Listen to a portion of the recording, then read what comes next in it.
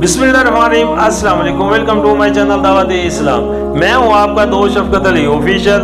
उम्मीद करता हूं कि आप सब लोग ईमान के आला दर्जे पे होंगे। जंग में जब कुरैश की फौज भाग निकली तो मुसलमानों का एक बड़ा गिरोह गनीमत लूटने और कुफार के आदमियों को पकड़ पकड़ कर बांधने में लग गया और बहुत कम आदमियों ने दुश्मनों का कुछ दूर तक ताक़ुब किया तो कुरैश की ताकत का उसी रोज खात्मा हो गया होता।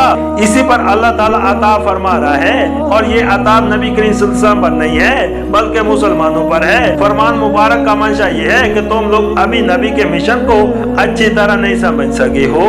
नबी का असल काम ये नहीं है कि फिदिया और गनीमत वसूल करके खजाने भरे, बल्कि उसके नस्बुल ऐन से जो चीज बराह रास्त तल्लक रखती है वो सिर्फ ये है कि कुफर की ताकत टूट जाए।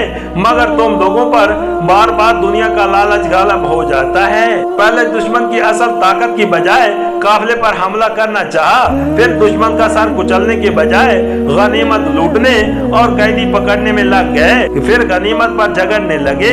अगर हम पहले फिदिया वसूल करने की इजाजत न दे चुके होते तो उस पर तुम्हें सख्त सजा देते। खैर, अब जो कुछ तुमने लिया है वो खा लो, मगर आइंदा ऐसी रवैश से बचते रहो जो खुदा के नजदीक नापसंदा है। मैं इस राय पर पहुंच चुका हूँ कि इमाम जसाम की किताब अहकामुल कुरान में ये देखकर मुझे मजीद इत्मीनान हासिल हुआ कि इमाम मसूद भी इस तामिल को कम से कम काबिल लिहाज जरूर करार देते।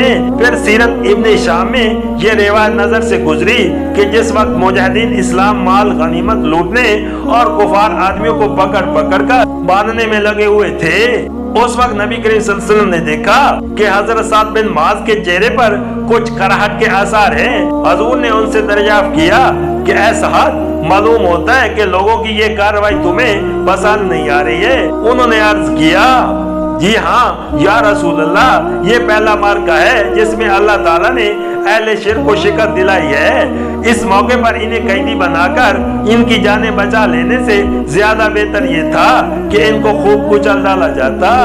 सूरत अल-अनफाल के आयत नंबर 70 का तर्जमा, ए नबी सल्लल्लाहु अलैहि वसल्लम, तुम लोगों के कब्जे में जो कैदी हैं उनसे कहो कि अगर अल्लाह को मालूम हुआ कि तुम्हारे दिलों में कुछ खैर है तो वो तुम्हें इससे बढ़ चढ़ कर देगा जो तुमसे लिया गया है और तुम्हारी खताएं माफ करेगा।